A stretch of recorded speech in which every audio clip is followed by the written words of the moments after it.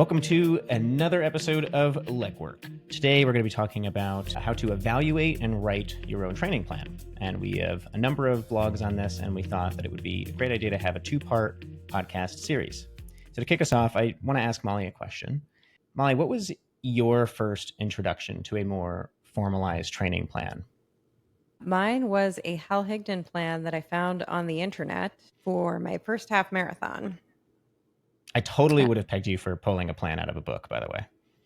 Yeah, this was before I had running books. You have a lot of them, though. I do now, yes. And we'll get to that. What was your first plan? Well, if you exclude high school, because obviously I had training in high school, but I kind of lost touch with running a bit. But I think in my adult life, which I think is a more useful answer for our audience, was after I kind of came back into running from moving back from overseas, and I joined a training group for the New York City Marathon. I had joined a charity with Robin Hood, and there was a coach that Robin Hood had for all of the athletes that were raising money for that charity. And so that was really my first, post high school experience with something a bit more formalized. What's useful, I think, about both your answer and my answer is that we are coming at this from multiple perspectives. And our initial experiences, I suspect, are probably similar to that of many people, not only listening, but also the running community in general. The most common questions that we get, certainly as coaches, are about interpreting plans and how hard is too hard and how fast is too fast and how much is too much. And so when I think we set out to write this blog series, how many parts are we up to now? 5? And total, how many parts are we? I think it's 8 or 10. Yeah. We'll see how somewhere in that range.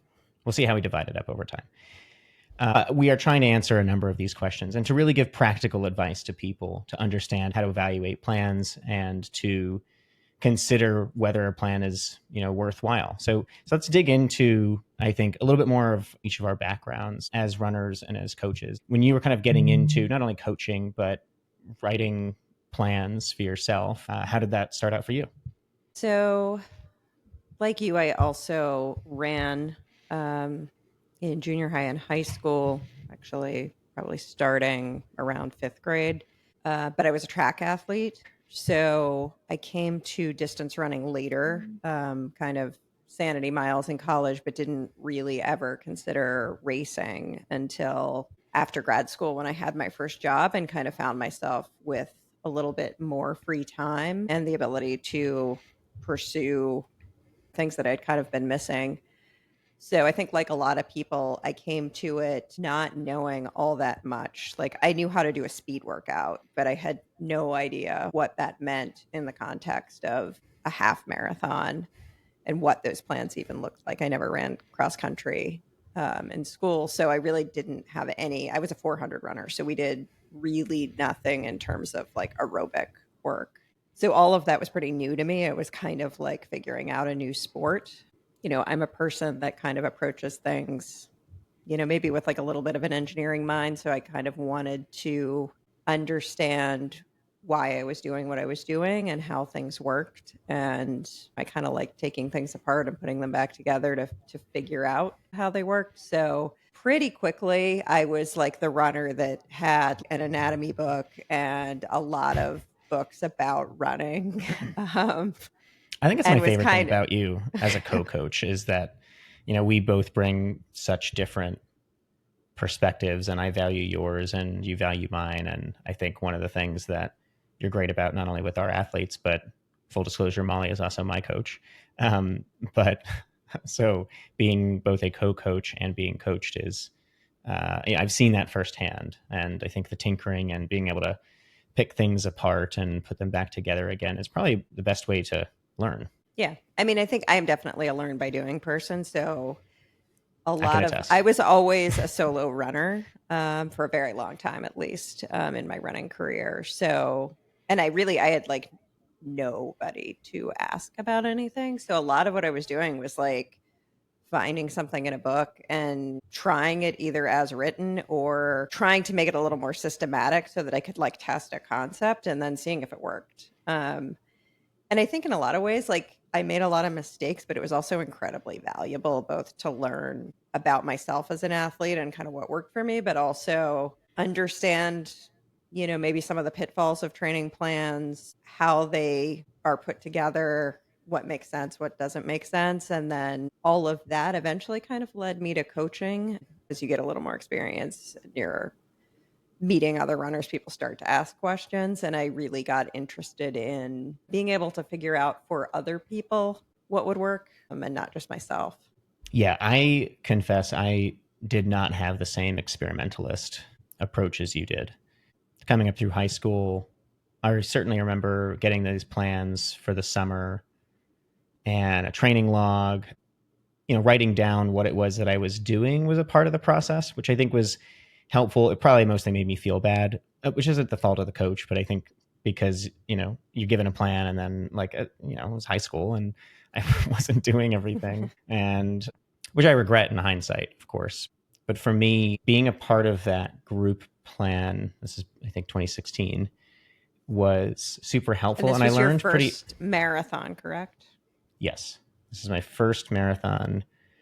And to be fair, actually, before the group training plan, I had done some halves. I think that probably was the time period where I was doing most experimentation on myself and figuring out just how many times a week I could run. A lot of it was fitting it into, frankly, I was only a few years into my first job, and, you're trying to do well at that. And I was also starting Bakline. So there was a lot going on. I think I want to come back to one thing though that you said, and I think it's indicative of why when people talk about studies, or even the reason why studies are undertaken, is a lot of it is because of observations of coaches.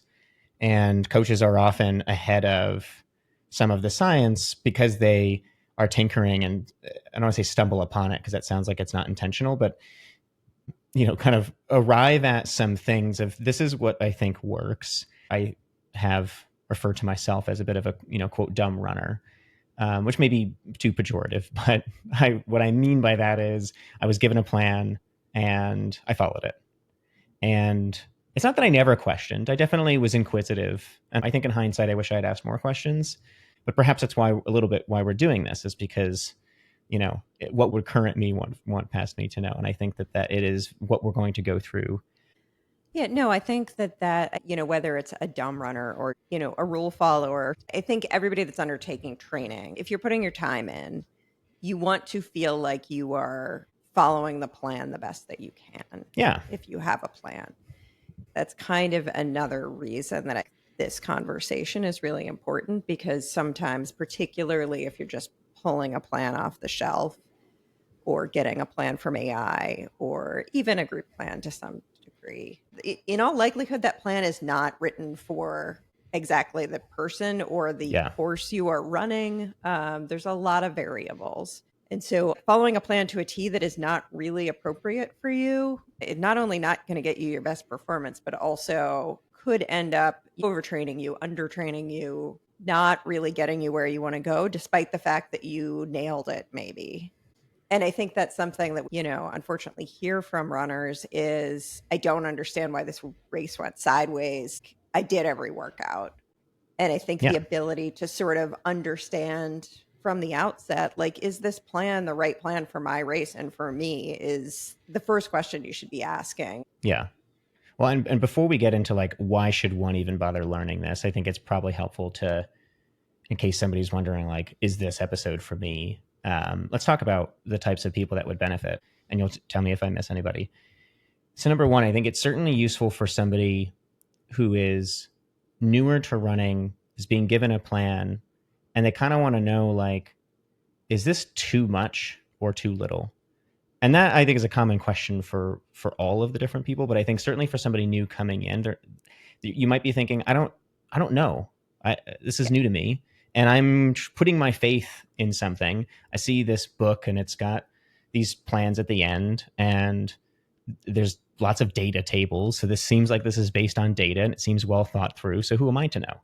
And I think one of the things that we hope to convey to listeners is you should be advocating for yourself and have somewhat of a healthy assumption that unless you're getting an individualized plan from a coach, that something that's off the shelf or a group training plan, as you just said, is probably not going to really fit your needs. And so we'll talk in a little bit about knowing what your needs are. But so that's the first type of athlete. The second type of athlete would be, I think, somebody who does have a plan, whether that's a training plan, a group plan. They have picked something off the shelf. Somebody that might consider themselves intermediate. They're not a beginner. They've been running for a few years, but they want to add structure. This type of athlete's probably not reaching a plateau yet, but this will certainly be useful for somebody who's getting those plans and they're trying to make sure that it is tailored a bit more to them and their needs.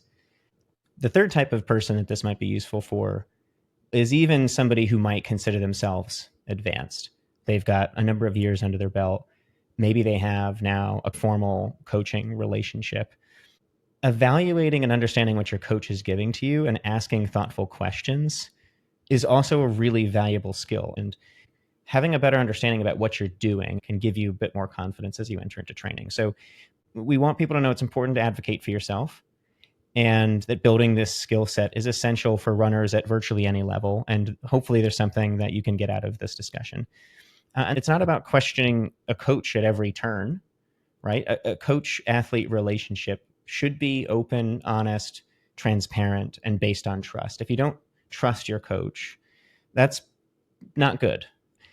That doesn't mean you can't ask questions or that you shouldn't ask questions, and that your coach shouldn't bristle at questions being asked. We get asked questions by athletes. We want people to be thinking about their training. And in fact, we as coaches ask people to give us feedback. There are a number of times where Molly, you and I are sitting in front of the computer, we're giving everybody the next couple of weeks. And for some of them, you say, you know what, actually, before we just plop in a week, let's check in with them and make sure that we don't see any comments. They didn't reach out to us. Let's make sure that the last couple of weeks actually worked for them. And so if you're not having that type of back and forth with your coach, you should. And so this discussion will hopefully give you some tools. I think that an important point to that is, if you do have a coach or you have some kind of relationship with somebody else that is evaluating your workouts, for sure, just the numbers is not necessarily enough. So seeing that somebody hit a workout, like, there are things that I can look at as a coach that will tell me, like, do I think this person was really white knuckling to hit these paces or not? But yeah, I think the better that you understand the purpose of the workout and sort of have the language around the terminology and the way to evaluate how you are feeling, the better you can communicate with your coach. So it doesn't even necessarily mean that you're questioning a workout. It's being able to articulate what you were feeling and whether you think what you were feeling was appropriate for the intention of the workout. And so I think, again, like, this doesn't have to be something that's about a push-pull. It can also just be about, like, better communication, clearer communication. Yeah. No, it's a phenomenal point. And that's why we think this conversation is really good for anybody. So why should somebody even bother learning this? So we touched on it a little bit, but can you elaborate on some reasons why you think understanding this skill set to evaluate and modify as appropriate or challenge a plan is a good thing for somebody to have? Yeah. So, I mean, I think kind of at a basic level, let's imagine you're a runner who is just trying to pick a plan for a race, and you're a runner that has done the distance a few times. You're trying to PR and you're trying to figure out which plan is right for you. If you're looking at a plan, it should be clear what the progression is and the purpose of each week. And sometimes in a good off the shelf plan, and I was pulling some books off my shelf today to see how these things are actually expressed and structured and explained. I think the better ones do actually say, like, the purpose of this week is to develop comfort at race pace. So being able to understand the purpose of the workout and then look at a workout and say, like, is that what I think that would actually give me? Is that the stimulus? So with the blog series, being able to understand a little bit of the physiology that's going on with a workout is going to help anybody understand what the purpose is. And then also, if you need to modify it, maybe how those modifications need to happen. Another very high level skill, I think, that comes with this is being able to enter a race with confidence and to know when you get to the starting line that you have done training that's appropriate to it. I think, Yeah, I mean, people certainly can second guess their training, and there's this allure and illusion of the perfect training plan, and hopefully this can help dispel some of that. That there are many answers yeah, to get to the same place. There's no single answer, yeah, which is, I think sometimes that can provide some like stress because you're like, oh my God, there's so many different parameters and there's so many different ways to do things and I don't even know what to do. And then, but it should also provide some degree of calm, which is there isn't one answer, which means that I can do a number of things. I will probably get benefit. And as long as I am doing things with intention, I think that's really the key of this yeah, discussion is that it's about being intentional and understanding, not trying to optimize and find the one best workout. right. But I think some simple things like, I think we all have either ourselves been in a position or know somebody that has gotten to a race that is very hilly and at the starting line said, like, I really wish I had run more hills. Like you can if you think about it at the beginning, but I think those kind of things are decisions that you should feel empowered to make, even if hills are not on your training plan. Yeah. And then, that kind of leads into the last point, which is if you are looking at an off the shelf plan or a group plan, or you want to try and write your own from scratch, being able to kind of sense check it and see, does this work for me? Does it make sense for my time constraints, my schedule, and then my fitness goals and my race goals? What do you think current Matt could teach 10 years ago, Matt, who didn't question anything in training? Do you think there's value that you could add now? I think the number one thing for me, aside from the things that you've already mentioned, is understanding more of the terminology. I think I would have been able to, and you really hit the nail on the head earlier, of being able to better articulate what I was feeling. So if I was being given threshold, and let me just, as a slight aside, say, anybody who has done marathon training plan and you've had, say, pace miles in a workout, we all have, I'm putting aside that we all have that, like, oh my God, I just did 5. How the hell am I going to do 26? I just did 10 and I'm done. Right. So let's put those that aside Sure. because you're not doing that tapered and you're not but I think as a coach I now know to say to somebody like you should not be going to the well every time, right? You should feel like you have 1 or 2 reps left. You shouldn't be absolutely drained. And so there would be workouts that I would complete and the watch and the little accuracy score would be bang on, right? I was not an athlete trying to like best the workout, right? I think you have athletes that try to beat it.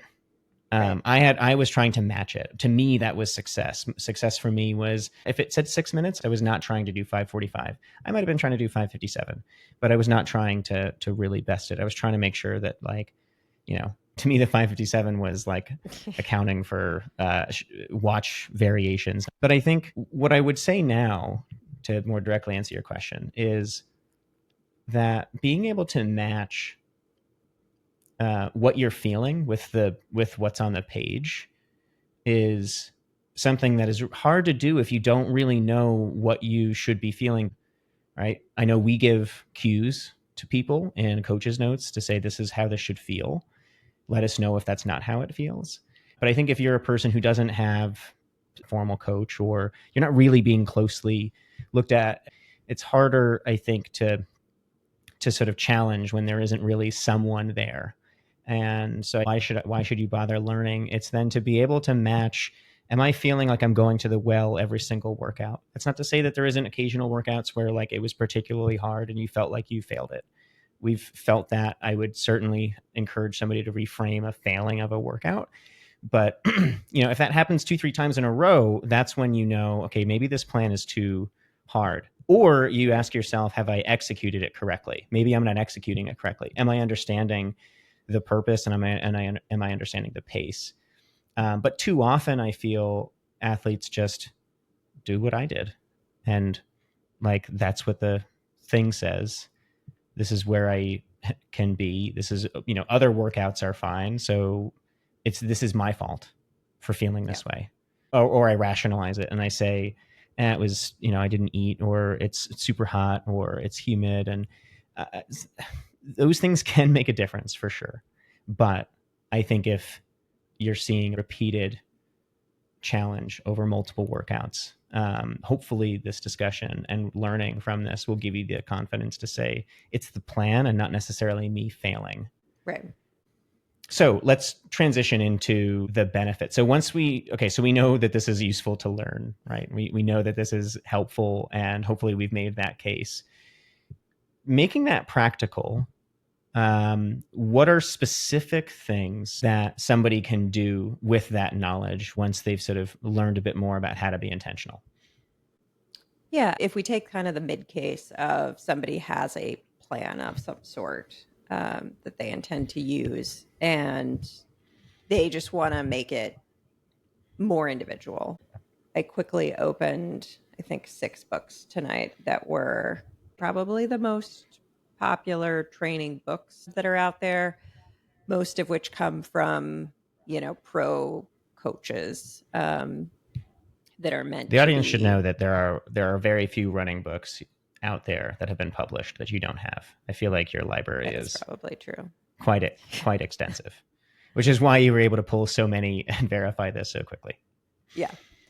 Okay, so But what I did you just learn? kind of, yeah. So right off the bat, most of them have some form of like beginner, intermediate, advanced plan, unless you're talking about like Fitzinger advanced marathoning or And something. those are loosely based on like mileage, right? Generally speaking, I think the beginner plans tend to have fewer workouts. Maybe it's a 4-day run a week plan or a 5-day, and they may include another day of cross training, whereas the advanced ones, are 6 to even 7, some of them. But of those, 3 included hill workouts, but one of those 3 was considered an intro preparatory phrase. It was a little bit sort of like a Lydiard idea where hills were only used for like 2 or 3 weeks to prepare you for speed work, which is not the worst idea, but again, it then abandoned hill workouts for the rest of the plan. And Even I think if that's just, those would be useful for the yeah. course. So, I mean, I think you and I, as coaches, would advocate always doing some hill work just for the range of benefits that they give. But if you think about somebody who's running something like Big Sur or even Boston, as opposed to like a Chicago or Berlin marathon, those clearly have very different requirements of the runner. And a lot of these also are, you find your goal time on a table and then you work backwards from that. Yeah, maybe you will hit your goal time on a flat course for one of those plans, but you throw several hundred feet of elevation in there and it might be a different story. You also might just feel really unprepared when that happens. So I think the ability to kind of tailor your training both physically and maybe also a little bit to the areas where you might need to feel more confident. Those are sort of immediate benefits of either tweaking plans or building your own. You can also build training around your specific needs. So whether it's a schedule conflict or that you're only going to be able to do 5 days a week of running, but you still can handle, maybe more mileage than a lot of the 5-day a week plans would otherwise give you. You can make those adjustments and make them in a smart way. And if you need to move things around, as often happens in the course of a plan, like kind of just knowing the mechanics of how to do that and how moving a workout might affect the following workout or the run the following day, or when you need to do your long run in that case. And then being able to make those decisions in an informed way, I think, is also something we often see athletes that are, they miss a quality session and then they want to either jam it in the following week or just push it to the next day, even though that's going to give them 2 hard days back to back. Like those are the kind of things that with a little more thought and understanding, you can avoid. So kind of all of those things to me are helpful byproducts, at least, of thinking more deeply about the way workouts come together to form a training schedule. Is there anything that you think I missed, Matt? You stole some of my thunder with the moving with the moving workout. That was the main one that I think we get that question so often. In fact, just today, one of our athletes had reached out. We were actually talking about today's podcast because she's helping us with launching the podcast. And she said that the workout tomorrow, there's no way that she can do it as it's structured from a timing perspective because we're training her for an ultra and this is a particularly long workout. And so she asked could it be broken up? And so trying to help her navigate that. I think that when you have a coach, it's great to have a sounding board. When you don't have a coach, or maybe you don't have readily available access to that person, because or it's a plan that's for a team and the club leader may not really know the answer, or being able to understand, just as you said, the fact that this is a little bit more of a puzzle. We've definitely had athletes that just moved a workout. I think there's a reason. I understand the reason why Training Peaks gives the coach the ability to prevent the person to lock a the athlete to lock the workout and to move it, because if you move it in a way that just puts it right next to another hard workout, it kind of shows that you might not be thinking about the purpose of that or the need for recovery, or the knock-on impacts. I think one of the hardest things that I had to learn, and I know you know my history here, but I've gone through a stress fracture, and I think one of the things that I had to be more disciplined about following that injury was understanding that you have to earn the training plan before you. And if I don't sleep and if I am not properly fueled, then maybe I can't do that. And so there are these other things too that you have to earn the workout and earn the ability to do it. I had a physical therapist who had really instilled that in me. And she said, okay, well, I know you have this long workout, and are you prepared for that? Have you given your body the ability to actually benefit from it? Because if you don't, then what's the point, right? There are unfortunately a number of pitfalls of doing work and then not giving your body the ability to benefit from it that people often forget. Sometimes it's sleep, a lot of times it's nutrition. And then finally, I would say, we talked about this a little bit, but when you have these pre-baked plans, they're optimized for almost no one, right? They're optimized for, like, whoever wrote it had somebody somewhat specific in mind. And yes, even though there's like beginner, intermediate, and advanced, and that generally stratifies people, there are plenty of people who I would call quote unquote advanced in a more abstract sense, for which a quote unquote advanced plan in some of these books would not be appropriate. And so I think a lot of plans conflate advanced with fast speed. Yep. Yeah. And, and that's really, it's a deeply unfair.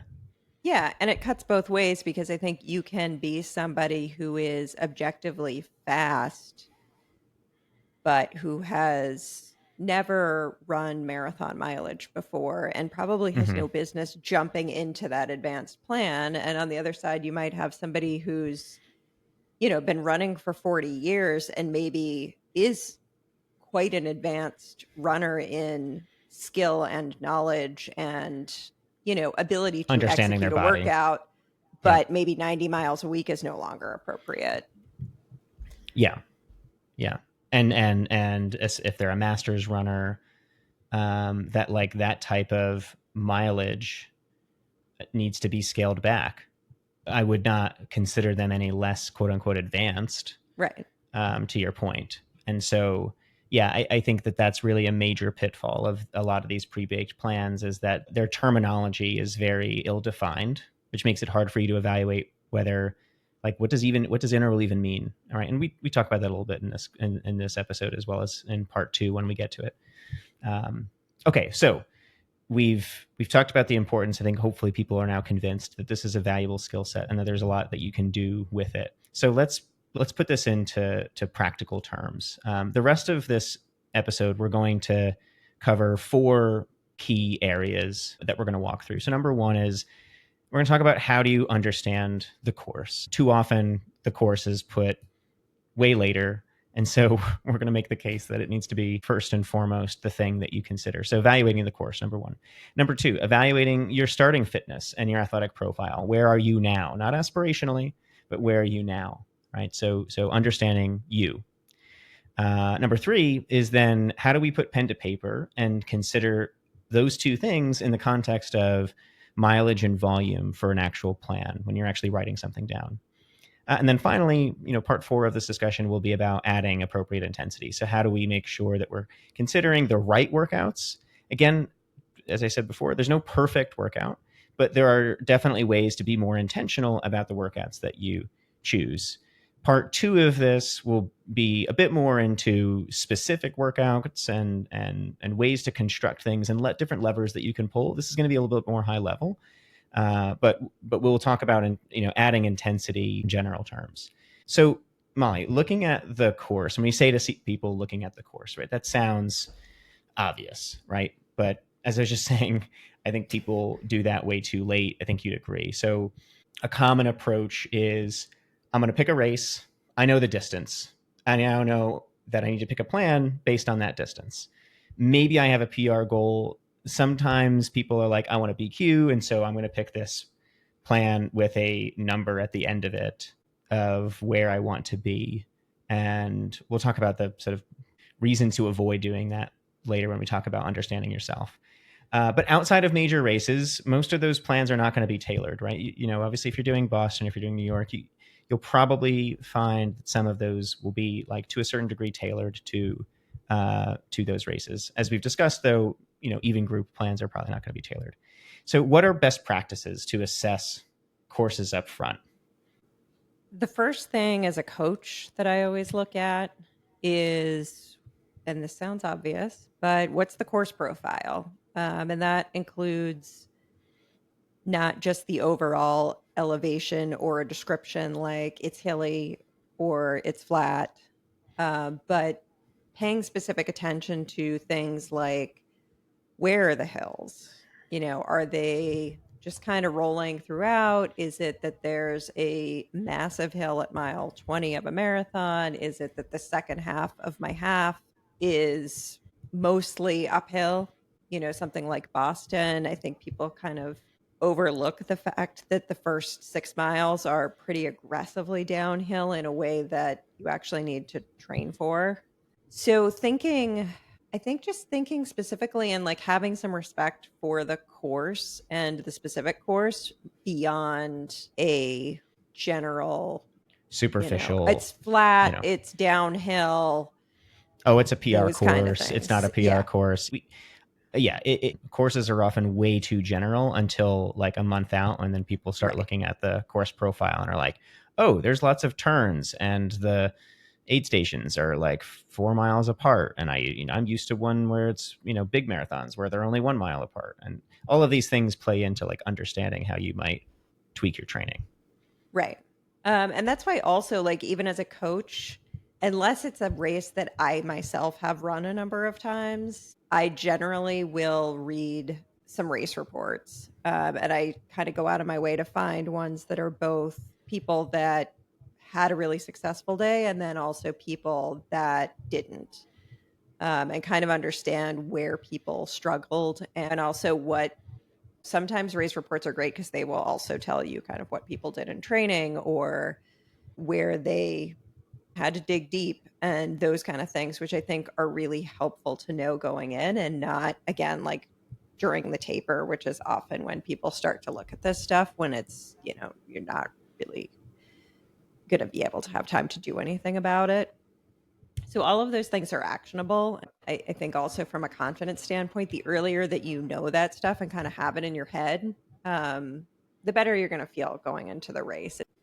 I think also things like weather, obviously we can't control it, but we can prepare for it. And I think a lot of runners tend to skip preparing for it and then are upset if it is outside of what they were expecting.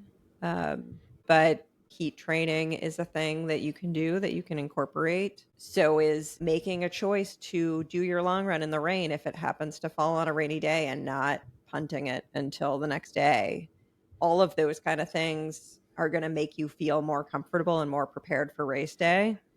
And then, kind of smaller technical details, like I think the surface of a race, even if it's a flat course, if it's a course that is on a gravel path versus a road, is going to, it is going to affect your fatigue a little bit, especially if you're not used to running on it. It might affect your shoe choice. So these are all things that, you should just kind of keep in mind as you're training and, work them in, prepare for them as you can. But it's certainly better to know it now, at the beginning of a training cycle than realize right before your race that, like, oh, half of this thing is gravel and it's going to rain and I have not trained in shoes that are appropriate for that at all. Is there anything else, Matt, that you can think of? I mean, that's a really solid list. It's all of the things that you and I definitely together instill in our athletes. I think something that kind of came to mind when you mentioned the gravel is for trails and ultra marathons. Considering where their aid stations, how far apart are they, what's going to be on the course. I mean, even for half marathons and marathons, sometimes it's, Gatorade, this formula or that formula. In ultras, you tend to find more scratch. And so if that's not something that you've been training with, I think that even though a lot of this discussion is focused on the numbers in the more aggregate sense of how we train and modify what we're going to do in that training plan, part of that is going to be, am I carrying a water bottle on my long runs? Because even though I know I have ample access to water fountains, maybe on race day I'm not going to. I think Tokyo is one of these where you can't have your own water bottle. And so that's, that might throw you for a loop if you've been training and expecting that you're going to be able to have a water bottle and have your own stuff, at least for the first half, maybe, or for the entirety of it, depending on how long the race is. The course may not allow that. And so I think part of the course is also like all of the things around it.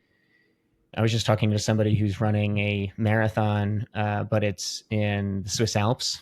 And so it's a lot of, there's not a single bit of flat, it seems. It's either she's going up a mountain or she's going down a mountain. And so I was helping her through the required stuff to wear. And so she's going to have to train with that stuff if she wants to ensure that it doesn't, when I first got my Ultra Pack, I went out for a test run with it. And I was so thankful I did, because I had gotten it like 2 weeks before. And just the way that it was stitching and the way that my body moves, if I had a water bottle on my right chest, the little like nozzle thing was like hitting my clavicle like really hard. But on my left side it was totally fine. And so I could only have a water bottle with a a sippy straw thing on one side of my chest. And I tried different things and I was like, I don't know what's going on here. I don't know what it is about my anatomy and these packs that cause this, but for whatever reason, so these are the things to like try and advance. And I think that you can try that during training, but also getting used to those things during training is pretty critical. Yeah. I mean, I think also on the subject of trails and ultras, and I know that's a specific group, but knowing whether your race does or does not allow poles is a big deal. Yeah. I mean, between the US and Europe, there's a lot of differences as to whether they're allowed or not allowed. So again, like whether you train with it and how comfortable you are and whether you're reliant on it, and then, it turns out they're not actually allowed. Those are all things that you would want to be preparing for throughout your training. Yeah, for sure. Okay, so course, super important. It really informs how you're going to train. But I think not only that, in terms of the numbers, I think that you need to marry that with your goals and the ability to achieve them based on where your current fitness is. And I do mean, we do mean current fitness and not aspirational. So when we start out a coaching assessment with a prospective athlete, we've got a coaching questionnaire, as I know we made it together. And maybe that's something, maybe we can share a version of that with others in the show notes. I think that's a useful set of questions that somebody can at least think of for themselves. So we ask a targeted set of questions to get at your current fitness and things that we would want to know. And these should also be things that you would want to know if you were evaluating a plan. And again, I know I've said it a couple of times now, but I will be a broken record and say that it's not about one's aspirational fitness level. So aside from being honest with ourselves, and that's obviously super critical. And if you're lying to yourself, then that's not good. But how can somebody attempt to objectively assess their fitness? Right? You're gonna have some people coming into this conversation and listening, and they're saying like, I don't have a recent race, or I'm not sure how I would even quantify that. So what are some tools, Molly, that you think of and that we think of, but just to elaborate on what can people actually do to assess where they are in practical terms? It's a great question. And I think this is a question that we get a lot, not only from athletes that we're coaching, but just kind of in general, because it's a tough thing. Obviously, a recent race result is really useful, or it can be. But even there, I think you have to be careful in understanding like how relevant it is. So if your goal race is a marathon and your most recent race result is a 5K, that's useful to a point. It might kind of give you a good idea of, you can plug that into a calculator and get a VO2 max and you can get a predicted marathon time. But just understand that what your predicted marathon time is showing us has nothing to do with how endurance trained you are right now. And Or at least particularly may if you, not. it may not. Yeah. These are all just kind of based on tables of data. They are useful to a point, but you're kind of comparing your best race at one end of a spectrum to your theoretical best at the other end of the spectrum. And most runners are not great at both ends of the spectrum. And, you and I, Matt, were having this conversation last week. Like, think of a pro miler who has had a ton of success at the marathon distance, for example. I don't think certainly there are people that have had really solid results, but, maybe since like Zatopek in the 50s is like the last Yeah. guy that you could go back to that really dominated both. And I think, that like we've also come a long way in training since then. I think So to, Hassan comes to mind too, just for yeah, her range, but she's recognized as an outlier. yeah. So for the majority of athletes, I think it's just important to recognize that both ends of those tables are not going to be accurate. And that's not a failure. It's not Right. that if you're not ever able to hit the marathon pace that it says you are based on your 5K time or your mile time, that there's something wrong with you. It just means your physiology is skewed more towards shorter distance. And that's something, we'll get into it in a little more detail later, but that also makes it really critical that if you're going to try to assess your fitness based on a race result or a recent workout, that workout sort of needs to be representative of the type of race and distance that you were focusing on next. And if it's not, then you need to kind of take it with a grain of salt. And that kind of leads me to what I would say is probably the most accurate way to do it, which is to do a threshold test. So on the blog, I have a link to a kind of easy field test that you can do. I mean, it's full disclosure, not that fun. But it will give you an accurate answer of where you are. And then I think the third one that, for people that have access to, a watch or their Apple Watch that's going to give them some kind of VO2 max estimate, those numbers are, from what I've seen, not too bad, in terms of, when you compare them to like a test in a lab. They're pretty decent. I think it's not a bad place to start, but again, you kind of need to understand It's a good that that's starting going to point. be, Yeah. it's as good as the recent training you've been doing. So again, if you've been training for something that is very different than the race that is your upcoming race, those numbers are perhaps less applicable. or might need a little bit more finesse to really nail it down. So, I you think know, I think I think one thing though to say though is that if you, because I know a ton of runners who don't do all of their training with the watch, and so that assumes that like you're also feeding it a lot of that context. That number is going to be less relevant with the less that you record right, with it, or the fewer the things that you're doing that are hard, because some of how it's doing that is evaluating when you do these harder workouts. right, So just to say that, that what Molly just said and what we're saying is not going to be true for everybody. It's going to be true for people who, if you've given it a ton of data, it'll be in the ballpark. The less data you give it, obviously the less accurate it's going to be. right. And also, if you've been running on a treadmill, Yeah. primarily, they also, it just doesn't have as much to go on. So that's another thing to Yeah. consider. So again, I mean, I would always sort of come back to a field test is the best test, but if you can't do that, within your current training time, then start with the best information you have and just be willing to adjust a little bit. And even Matt, when you and I coach people, we do usually start with trying to nail down threshold, just because Mm-hmm. that's sort of a very pivotal, Yeah. Step one you know, for us. number to kind of build training around. But we've had this conversation very recently with athletes of saying, like, we think it's between these two paces and we're going to give you some workouts, and please give us feedback and kind of tell us where you think it is. And also be aware that these things will be affected by weather and humidity and additional stresses to the workout that might not show up on your watch. Yeah, that's an important point though to emphasize, is that sometimes these, not only these tests, but even the workouts that you're doing do need to be adjusted. That's not a cheat. That's not a to make you feel better.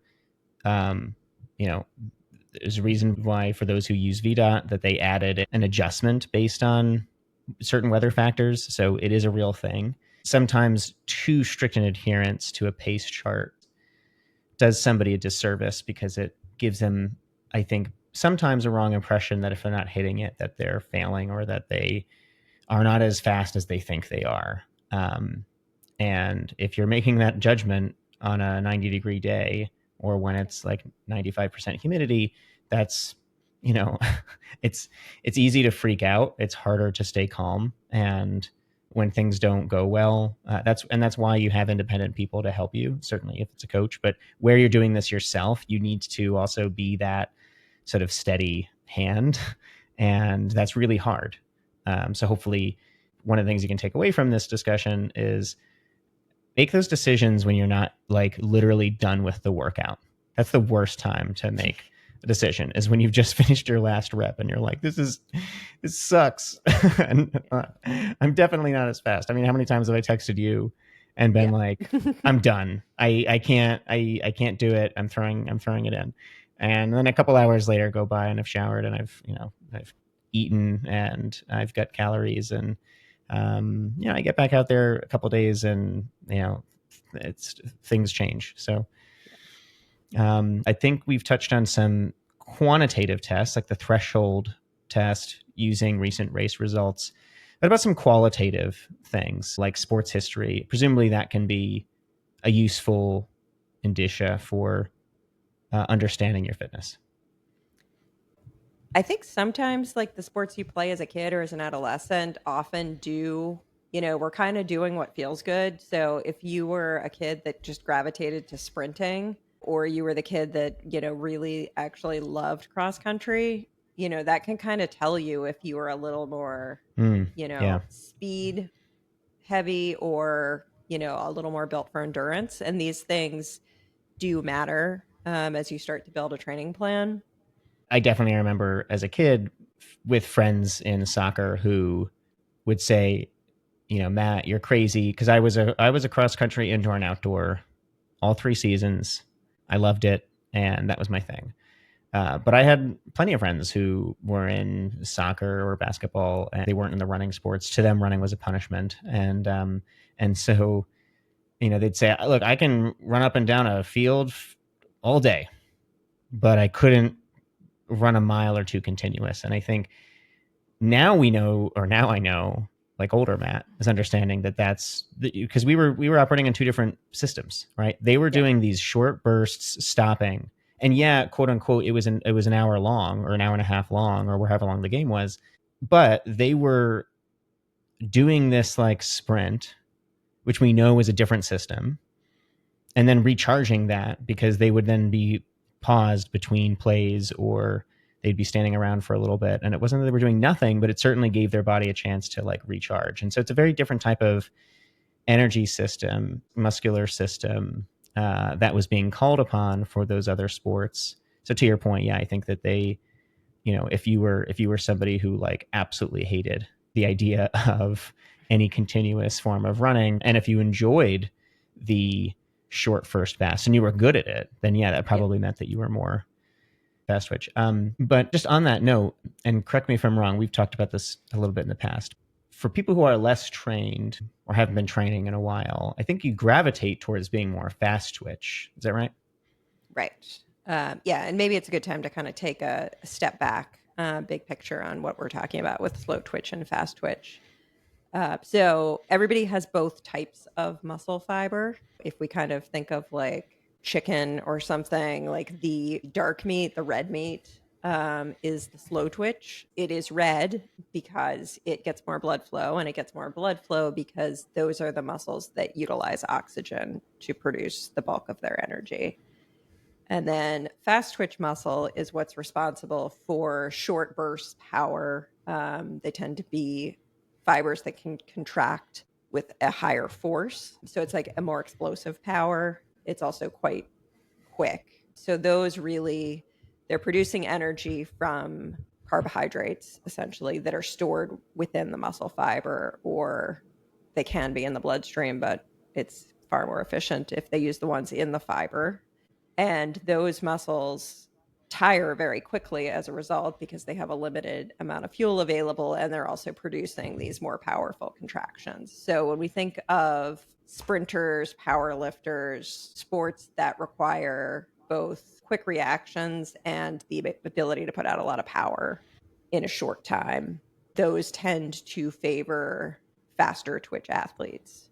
And in fact, in humans, you can have a wide range of amounts of fiber types. So it's kind of a spectrum. You can have super, super fast twitch down to very slow twitch. And those characterized roughly by their ability to handle oxygen as a fuel source or as a means to producing energy.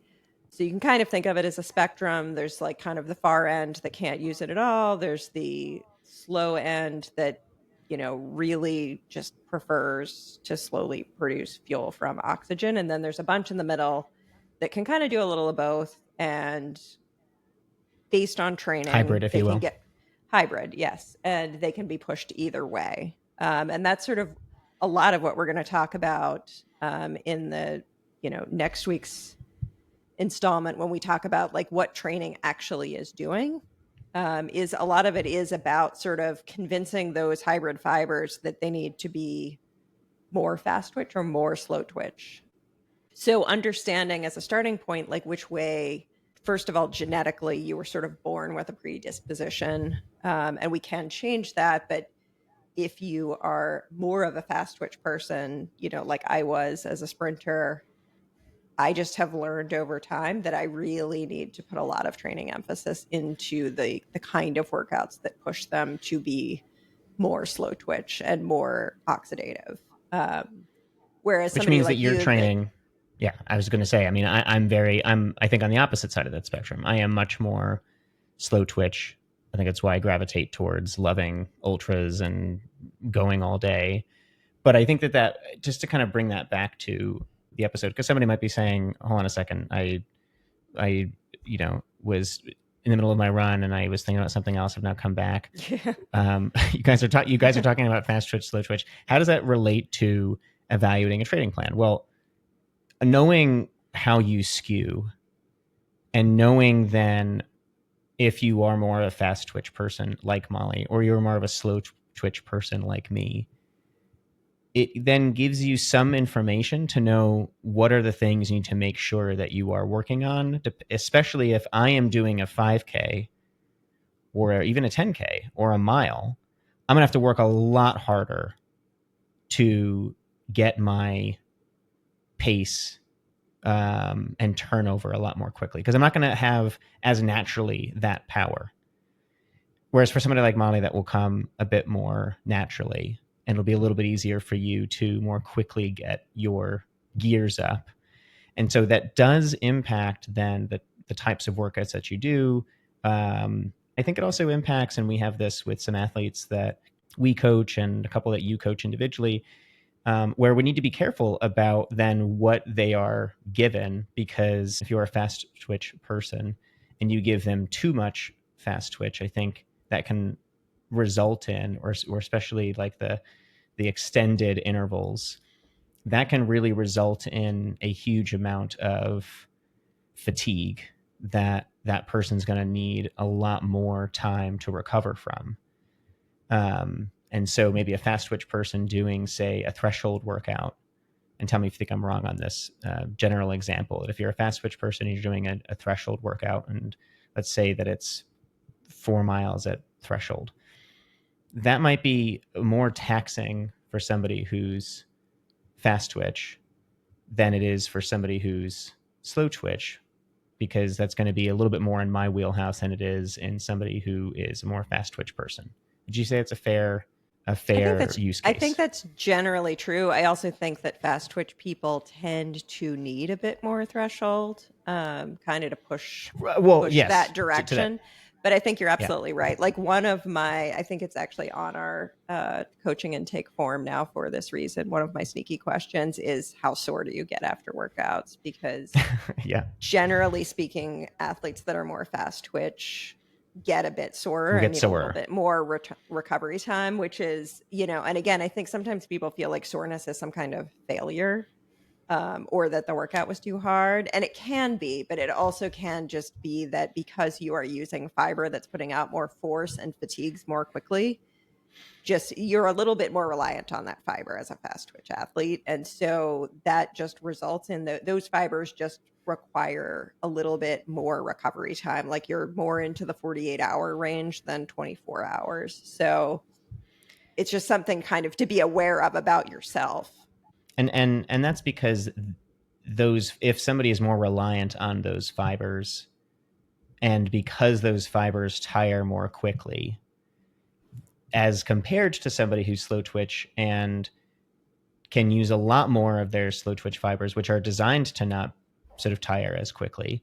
That's why a fast twitch person is going to the point of both needing it more, because they're pushing that hybrid fiber to be a bit more oxidative, but that they are going to need some more recovery as a result of that. Right. So that gets into, I think, a little bit more of an advanced understanding, and and Right. I think we'll get there. And I hope somebody hasn't listened to this thinking, "Wow, okay, maybe this conversation isn't for me." Like, just to be clear, right? I think all we're trying to say is understand how you skew, right? If we were to kind of dial this back and zoom out, we'd say understand how you skew. And if you're a slow twitch person, then you're going to need a little bit more help on fast twitch, particularly if you're doing something faster. And if you are a fast twitch person, and if you're doing something longer, like a marathon, then you're going to need more help on something on the longer intervals. Those shorter ones are going to feel great for you. You're going to hit them and knock them out of the park. But if you're doing marathon repeats and threshold, those are going to be harder for you. And I think that's really the better, that like an easy takeaway, not to get Right. lost in the like, you know, what percentage are you, et cetera. But that's the actionable thing when we start talking about pen to paper. So maybe this Yeah. is a good segue into, like, we've talked about so far. We understand the course. We know that the course is going to demand certain things. Maybe that's hills, maybe that's heat, maybe that's altitude. There are a number of things that we need to think about. Okay, great.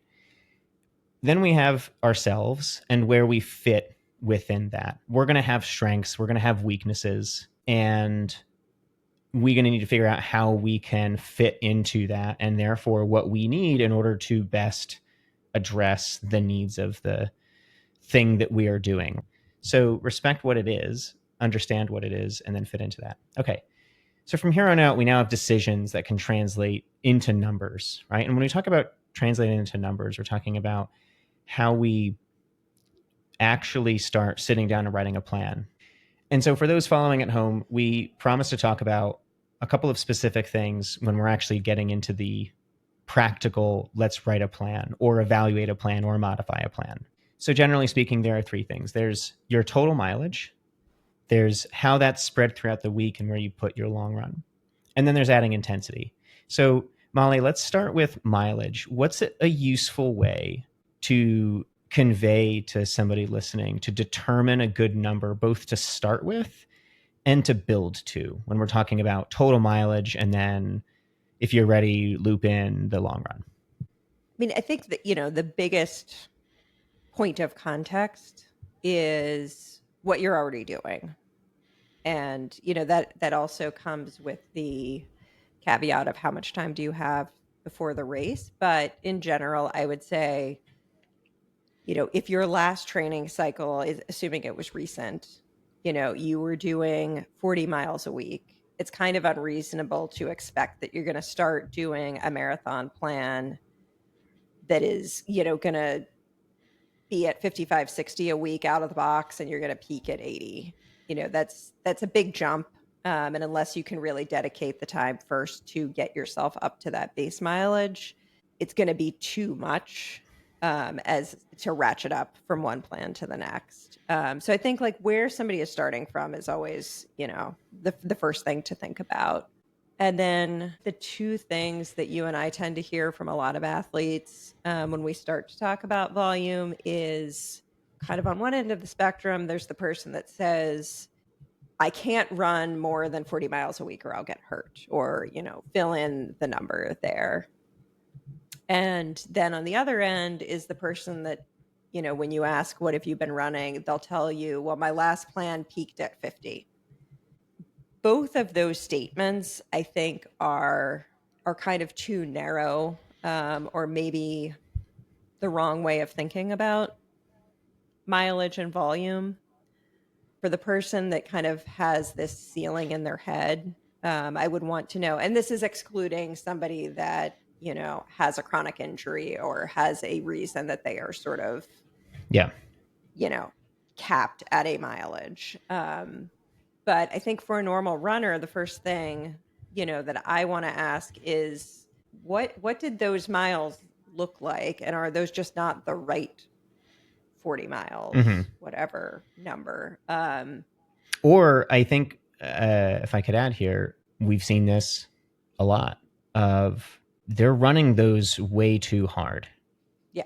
And so it's not just, what do they look like? If you're hammering most of your easy miles, for a good chunk of runners, the delta between easy and marathon pace or threshold pace is a lot closer. The faster you tend to get, the bigger that delta. But for most people listening, this isn't a judgment about where somebody is in terms of quote unquote fast. But I think it's true to say that if your easy is 9:30 and your marathon pace is 8:15, that difference is very different than somebody whose easy is 8:30 to 9 and they're running sixes, right? Just in terms of like mathematically speaking. And so it's easier for a lot of people to just run too hot, and they're always running at marathon pace. Yeah.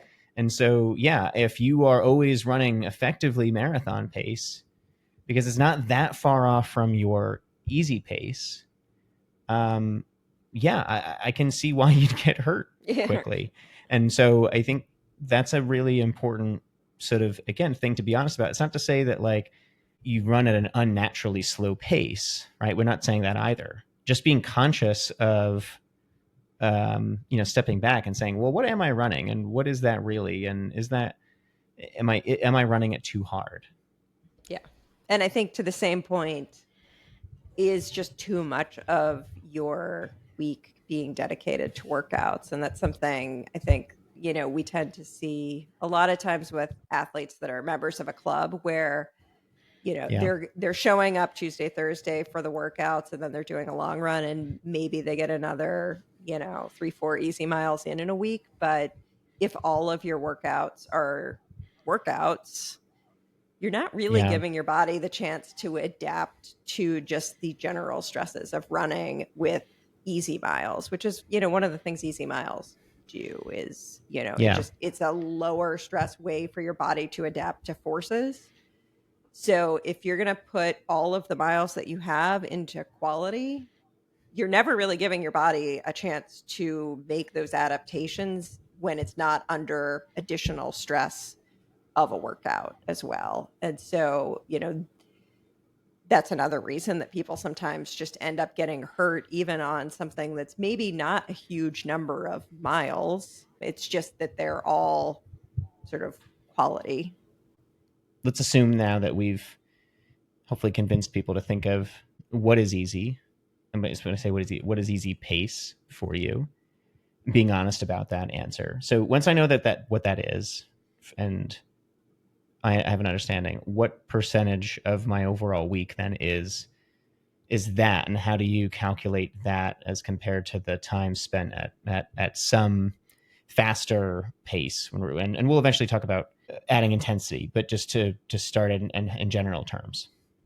Yeah. So, big picture, about 80% of your total weekly volume should be easy pace. And that's, interestingly, I think this is really one of the very few kind of rules of thumb that is borne out across pace groups, across abilities. If you look at pro plans, they tend to be in that range as well. And in fact, I was looking at a few, like actually the higher mileage you get, the more the intensity, maybe shrinks down to 15%. I mean, it's still a large number of Yeah. miles when you're talking about that volume, but pros are doing comparatively, as much or maybe even a little less percentage wise than I think a lot of runners that you would find. So those, 80% of your volume, especially when you're considering, that the long run, if there's not, kind of pace miles in that, is also going into that bucket.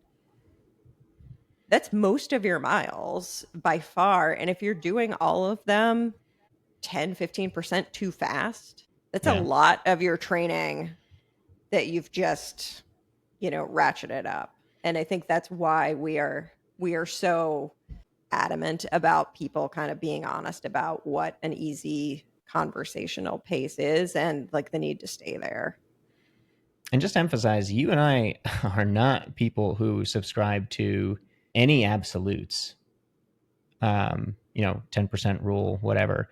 You said this is one of the few things that stays across. I think that's informed by study after study reinforcing that 80-20 is a common number that comes up, not just for pros, because I think, we ourselves said that a lot of these plans are watered down versions of pro plans, but even for studies that look at, I think you and I always laugh when we say like quote recreational, because sometimes it's defined in various ways, but I like non-pro it. people, Enthusiastic runners. That's my favorite. yeah, enthusiastic runners, as these studies define them. But the point is that like you and I generally despise absolutes in terms of rules, and I think that this is one that we're relatively confident in because of the number of times it keeps coming up over and over again, and the sort of logical sort of thing that makes sense of you need to have a base of this recovery. And this is probably perhaps a good sort of point to say, like, this is why we really don't like the term junk miles. Yeah. They have a purpose. They are, these miles, the 80% is useful. I think this is also a good point to mention that when we're talking about 80%, that would exclude the time between intervals. So if you have a workout that's 2-mile warm up, 2-mile cool down, and then you've got intervals in the middle, say that in total with your rest periods and hard periods, that's 4 or 5 miles, that like everything from start to finish of the beginning and ending beeps of that proper workout, exclusive of the warm up and cool down, would be part of that 20%. That quote unquote rest period is still work. and your heart rate is often higher. Right.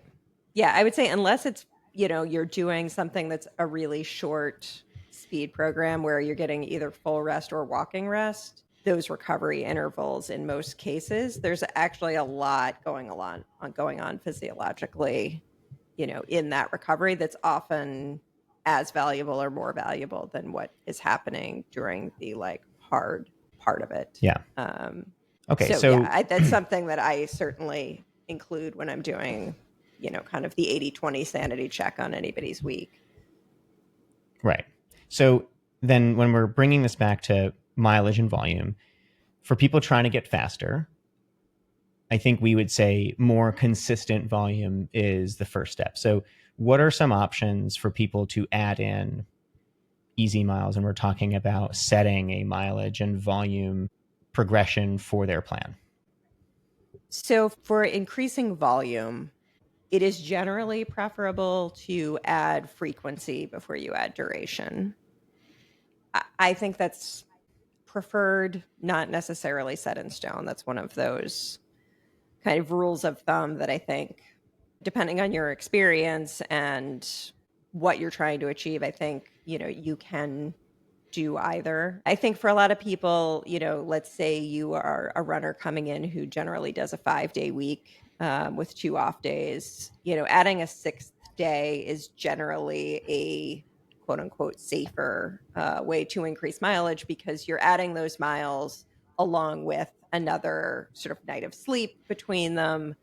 You're giving your body additional recovery for those miles as opposed to just adding, maybe say staying at 5 days a week, or for somebody that's running 6 days a week, adding a couple miles to every run.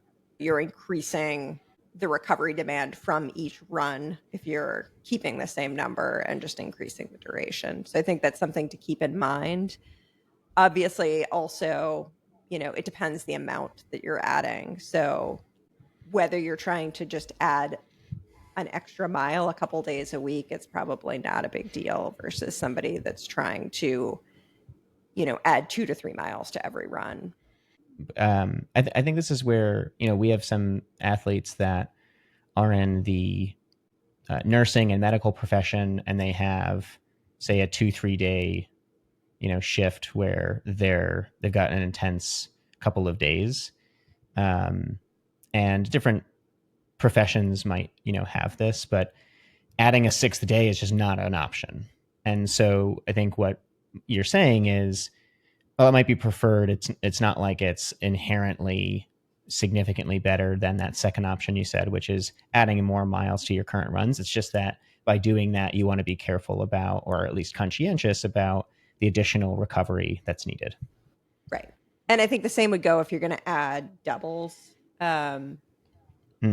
which is another option, is just making sure that when you're doing that second run that you are properly hydrated and fueled, and especially in the summer, where it's easy to get a little depleted, just making sure that those workouts, even if it's just an easy run commuting home from work or something, that you are still treating it as mileage that needs to come with recovery and fuel and all of the things. And then I think the third way to think about volume is the one that probably athletes are less likely to think of right Mm. away, which is we all tend to kind of think about volume as a weekly number. And everybody kind of wants their peak week and their hero number, Yeah. and The to peak define a week. training cycle by that. Um, and I am a firm believer, as I know you are, But Matt, people like of seeing that peak in the Strava. yeah. They, I mean, and it obviously, like, you do need that progressive overload. So we're not saying yes. run the same volume every week, but But what's your alternative? I think that particularly for longer distances, the kind of the average volume in a training cycle that you live at for a third or half of the training cycle, to me, is far more important than whatever that ultimate peak week number is. Mm. And I So as think, sexy as the peak week is, and as sexy as that like high number is, consistency and a higher average is probably going to do you more. If you're always at 35 or 40 rather than 35 or 30, and then you hit like a 50 week or something like that. Like Yeah. that, having that feel good is going to make you feel good, but probably Yeah. not as useful as an overall average. Yeah, and I think that's where, if somebody wants to increase volume and they're a little crunched for time, or adding another day just isn't possible. The other way you can think about it is, don't think of it on a weekly basis, think of it on a cycle basis. So if you're somebody that has previously, mostly for your half marathons, done 30-mile weeks and you peaked at 45, if you can get in 5 more miles in the course of a week, which isn't that much time, over the course of the training cycle, and then let's say you spend 2 weeks at 45 instead of one. Like, we haven't taken your peak any higher. We haven't hopefully wrecked your week in terms of schedule, but you're going to get like essentially like a week's worth of mileage in additional training just by kind of Yeah. making that adjustment. And it may not have the impressive Strava result on your progress graph that you're looking for, but in terms of your actual preparedness for the race, you've consistently added stress to your week in a way that is manageable and that you can adapt to. And that is far more important to me as a coach than somebody that like white knuckles through Yeah. a week that looks impressive. And then, we need to do like a massive cutback afterwards because they're super tired. So I think that ties really nicely into one of the things we said at the top of this, which was giving greater confidence. If you are consciously thinking about the numbers, somebody who doesn't do the math like you just did, because they're not trained to or have this skill set or listen to this amazing podcast and read our amazing blog series, that they might think that they did less work when actually they did more. Right. And so I think when we say we want to give you more confidence, it's that like when you are consciously thinking about the things that we're talking about and how to structure your week in a way that works for you, and that you're not then trying to hammer out a couple of big weeks, that actually you can get a higher overall load. But I think it would be easy to think that you actually did less if you weren't consciously thinking about it in the terms and in the math in which we're doing. So, okay. So moving into then long run, right? So we've just talked about like, okay, what's your total mileage for the week? And a lot of these plans, Excel documents, whatever, like you can download. We just talked about filling in that last column, which was like, what's the number when you add it all together that like you're shooting for? And there's going to be a progression to that. You're going to have a peak week. You should be starting from where you're starting, and you should just be thinking consciously about how that progresses. The next big thing we're going to be adding in is long run. So for somebody, maybe give us a couple of examples of different athletes that are in the 40-mile range, 60-mile range. Like what would the long run then look like? How do we progress that from week to week? Again, it's going to come down to where you're starting and what kind of, if you've been doing any sort of longer run, obviously, in your training leading up to it. But I think to me, one of the key numbers that you and I tend to adhere to is the long run.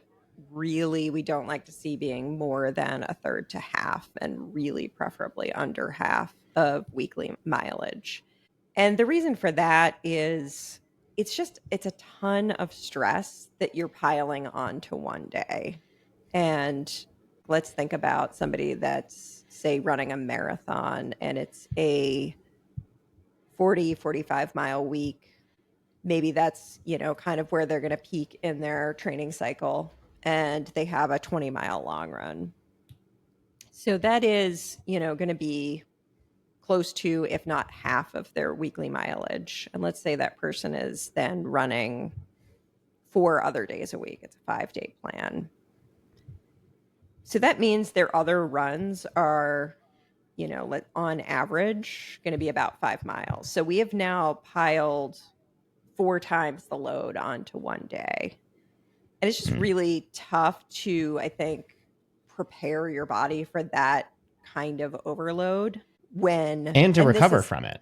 and to recover from it, because Yeah. the stimulus you've been providing, on the majority of your runs is under an hour, say, for most people. And then suddenly you're jumping to this very long, very stressful in comparison workout that you're going to then have to turn around and recover from for the next week. And like, to be clear, I am not a person that thinks that runs over 3 hours are unproductive and that you can't recover from them. But again, I think this is where preparation is the key.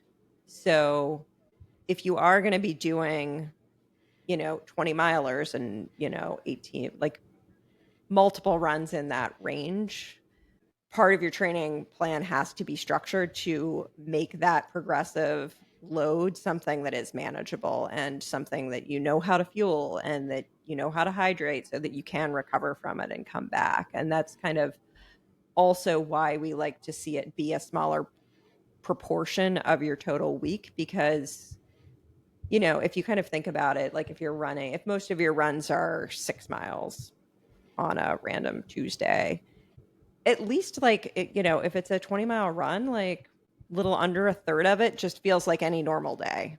So you're kind of not tapping into that new territory quite so soon, and giving your body stress that it's not used to as soon.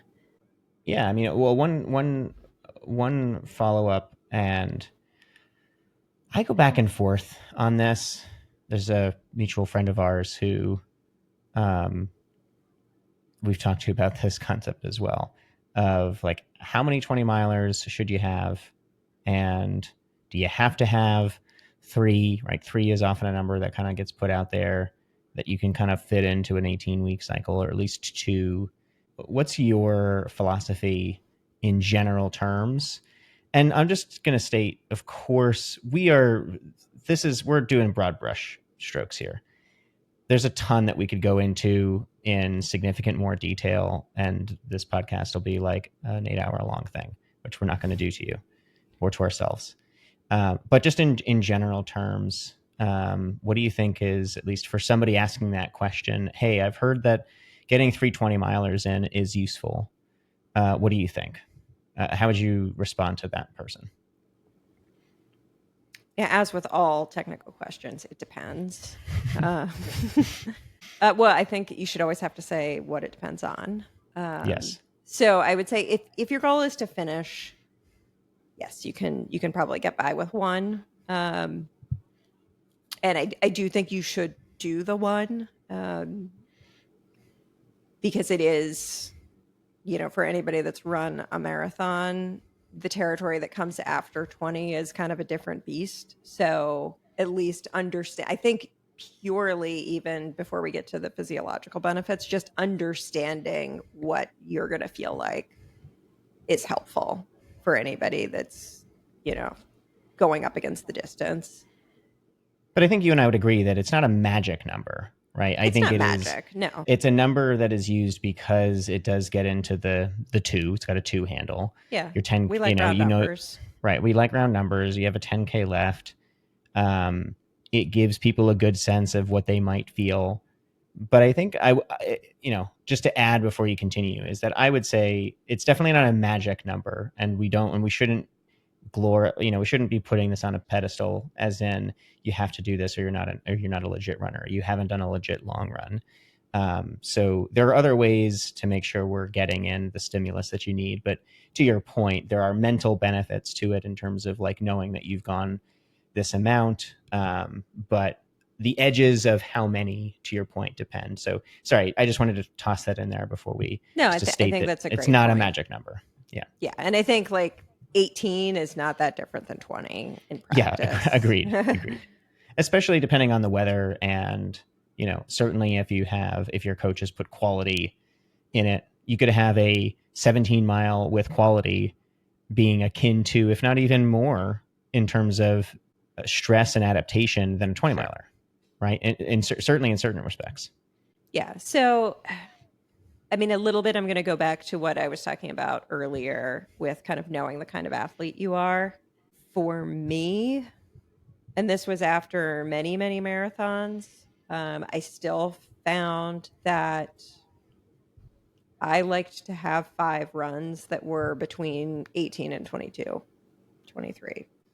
But And that's you that as a in, slow twitch. Sorry, that's you but as a that fast was, twitch yeah, that was person. very much Yeah. me as somebody that knew that those longer runs were, they didn't come naturally to me. A little bit was for Yeah. confidence. A lot of it really was for the adaptation of it and being able to put those early enough in the plan that I could really reap all the benefits of it. And I think that's something that we'll get to in part 2 about kind of when we do these things and why that matters.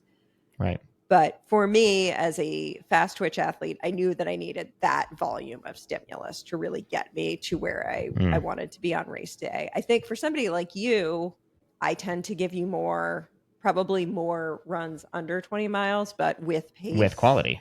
Yes. because I was that's just what going to you say the same need. thing. Yeah. Yeah.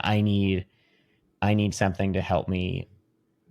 I need something to help that marathon pace feel easier, Right. right? I need to push the top end speed for me a bit more so that when I'm doing marathon pace at my pace, that it feels a bit easier. And it's less important for me to get a 20 or a 22 because Yeah. that's my On problem is it's not being able to go that distance. My problem right. is being able to have marathon pace feel easier. Yeah. Right. And I would say if you're newer Okay. to the distance, probably a few more runs in that sort of 18-20 range are going to be helpful. Just, both for confidence and familiarity, but also because you do just kind of need to callous your body a little bit to that amount of time on feet, which is the other reason to do it. So, again, I do think it depends on what athlete we're talking about. I don't think there's a magic number, but it really is thinking about the kind of stress and adaptation that you're trying to get. And is it more difficult for you to hold the pace, or is it more difficult to stick with it for the duration? And that kind of should Yeah. help guide athletes in how to decide that. Yeah. There's a ton in this section that I would love to talk about more. I want to have us go to the next section because of time, but there's the observational Strava study. We can talk about that in part 2, which talks about. I actually had it up because I wanted to read a little bit of it during this one, but it talks a bit about what happens if you have a training disruption for less than a week, longer than a week, earlier in the cycle, later in the cycle, across age, pace, gender. It's an interesting study. There are some general observations on that, but I think it plays into this section here of total mileage. But to close this section before we move on to the sort of final bit around intensity, I think what you and I are trying to say here is come with some intention to that number in the last column, meaning the number of what's the total mileage. Think consciously about your average and sum it up and do the math to consider how are you getting the most time on feet on average across the total time. Don't worry about, I think, a 10% rule. That's not us saying you should go from 30 to 60.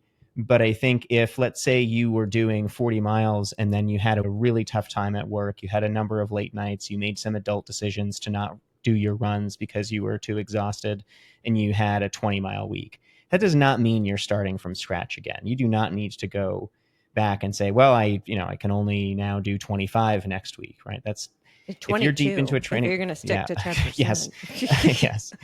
So, situational context is relevant, but do have that progression, do consider where you can get to, but consistency and a higher average is more important than a lower average and a higher peak. And that when you're adding in a long run, that should be ideally a third, and that we appreciate that if you're doing a 20-mile run and you're at 45 miles a week, that's going to be much closer to that half, right? But try not to have that too often. It's a lot of stress. So now that we've filled in two very important pieces, which is what's my total amount, I've considered how to progress that. I've now got a long run in there, which is accounting for a solid chunk of miles. Now let's flip to the other end. Let's add intensity. Obviously, here's where we get to add a bit of fun, right? There's so many different types of workouts. I think that there's no single answer to adding in intensity. But Molly, can you talk a little bit about terminology? Because I think that's something that people often get wrong. And we talked about the 80% being the easy. And of that 80%, we would include the long run. So some terminology first, and then how do we then start to think about this 20%? So I think it's important to say first that kind of define what the line is between the 80% and the 20%. And we've said the 80% is pretty much easy, but how hard is hard enough to count as the 20%? And the answer I would give there is anything that's at or above threshold. So that's probably a good term to define first. So we did part 2 of the blog series is just kind of definitions and terminology. And I would point listeners there for the technical definition. But I think in practical terms, threshold it's the kind of fuzzy line between comfortably hard and unsustainable. And that doesn't mean instantly unsustainable, but that it is physiologically the line between what your body can kind of continue to do and manage the stresses for 45 minutes to an hour versus paces or intensities that once you kind of have crossed that line, there is a clock running for how long you can sustain that. And it is certainly less than 45 minutes.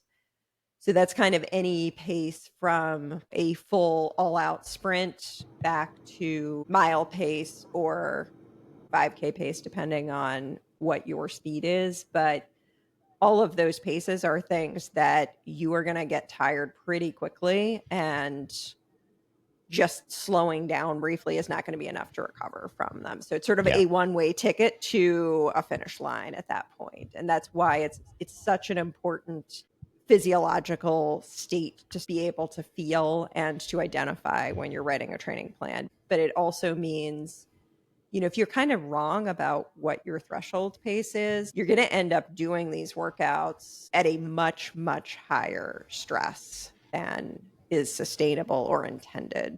So again, like you can go back, you can do a threshold test to kind of figure out what that pace is for you. But understanding threshold, I think, is probably the most important thing for any runner to kind of know what it means and know what it feels like. And I think this is where being honest is so important.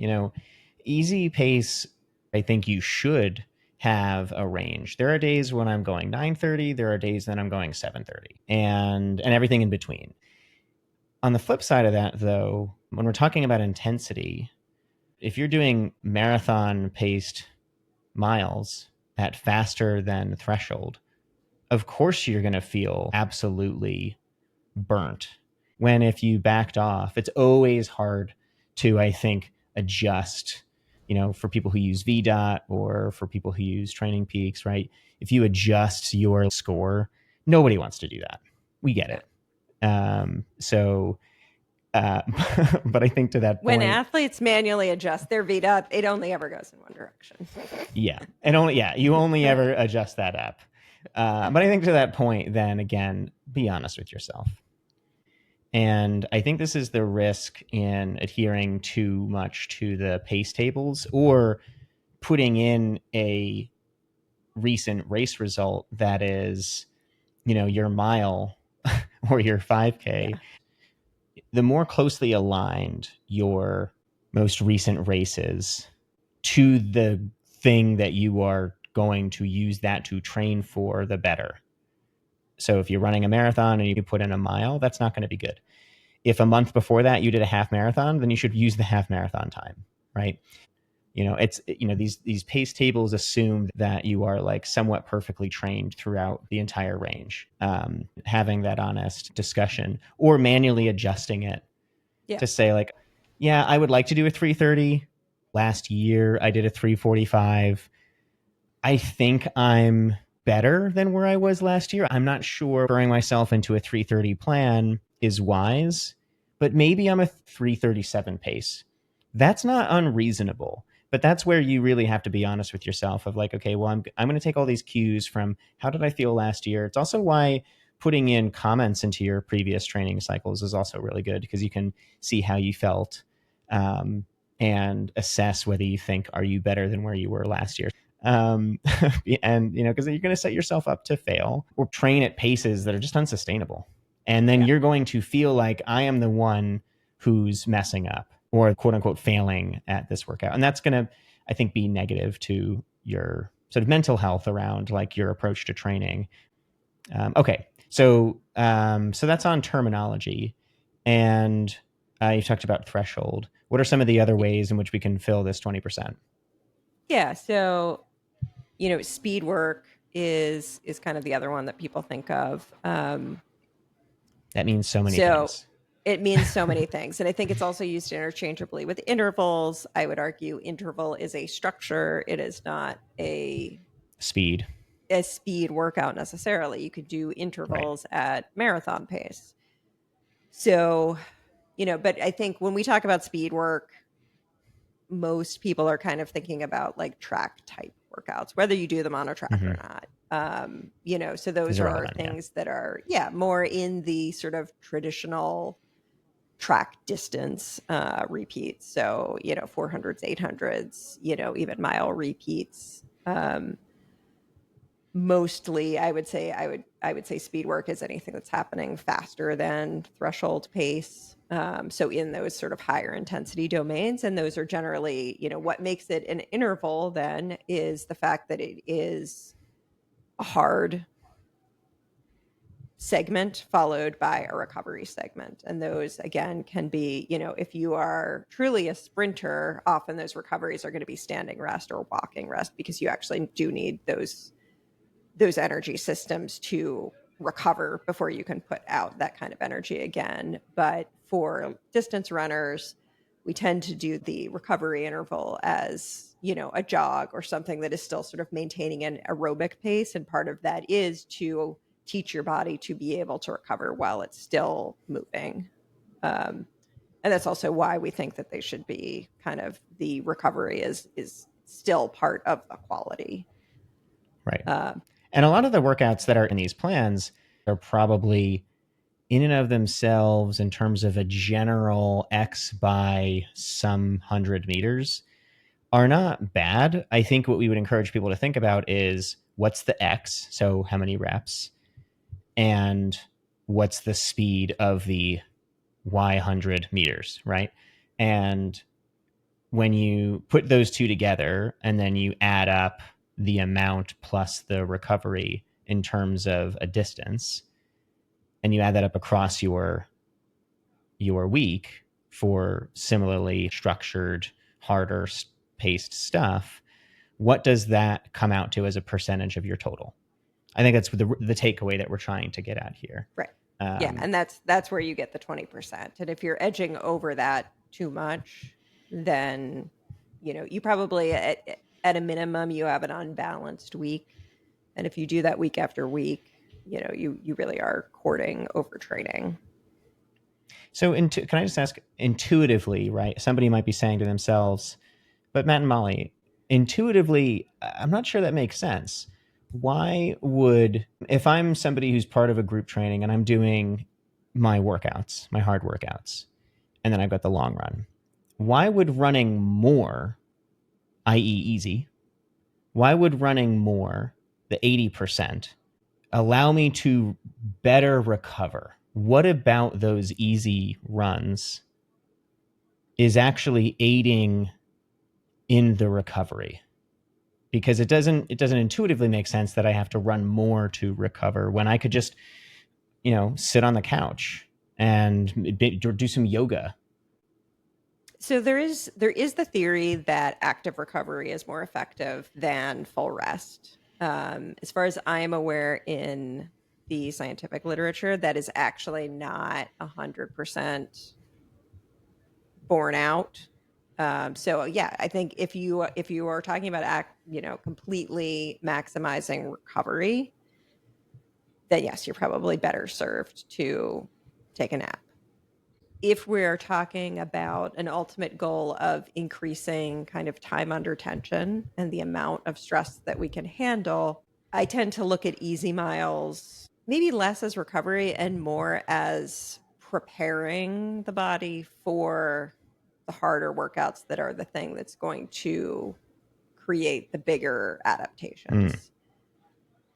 So you kind of need a foundation of strength and capacity to be able to support a harder workout. You wouldn't go to the gym and immediately, start trying to lift 400 pounds But as a that's what all the high school deadlift. kids do. Yes, they do. 0 rep max. It works great. Okay, so if I'm hearing you correctly, what you're saying is maybe in one perspective, yes, you might be more recovered, but you are missing out on a parallel form of training that enables you to improve other energy systems, meaning the benefits of running recovery, easy mileage recovery, outweigh perhaps the intuitive part of you that would say, well, if I'm running more, how is that better for my recovery? And doing that parallel form of training continues to aid in your ability to do that workout at a higher intensity throughout the training life cycle. Yeah. Yeah, I think that's true. And I think to the point of preferencing recovery, that is why in a taper, then we do cut mileage to like, 2/3 or one third even in the week before a race, because now I do care about recovery more than I care about trying to get an adaptation that will help me in that short amount of time. The recovery is far more useful in those final weeks. Yeah, I think it's a very good point of like you are then actually favoring that greater recovery where you are cutting back on the easy mileage during And the your same thing taper. in a cutback week. Usually Yeah, we kind of build up for, 3 weeks, 4 weeks, increasing, intensity or right. volume. And But then keep you some give intensity. yourself, yeah, and then you give Yep. yourself a cutback week so that you can sort of reap those fitness benefits Mm-hmm. with lower stress, and allow that to sort of be the goal of the week more than, going back to adding more intensity the following week. Totally.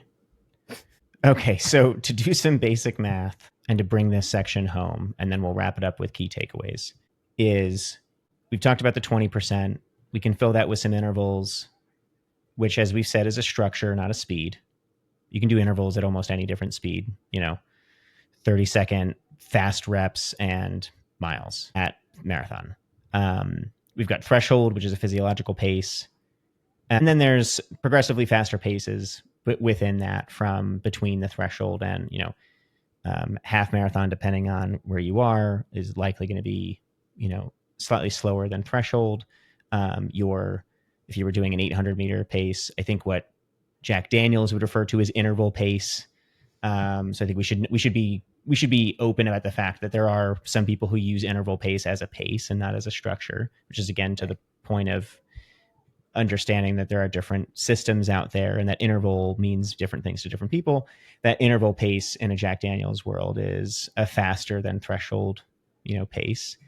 And that your off the shelf plan of having 8 by 400 or 10 by 200 or 6 by 800 or 3 by 800, that those are not bad. And we're not even saying that you got to totally rejig them around, but you do want to do the math of like, okay, well, if I'm doing 4 by 800 and I'm just going to make math easy. So we'll say 400 in between, right? So 4 by 800 with a 400 jog in between that. So the 4 by 8, right? That's 2 miles. And then you're getting another 3/4 of a mile in jogging, right? Which we would count. If you are doing 35 to 40 miles a week, your total 20% is somewhere between 7 and 8 miles. Well, you've now just done that workout now constitutes, um, somewhere around half, which, I guess kind of makes sense, right? If that was one of your 2 workouts for the week, you've Yeah. just done that's one. And that's where I think hopefully that starts to make sense for people. And we're demystifying like, this being this super complicated thing to do.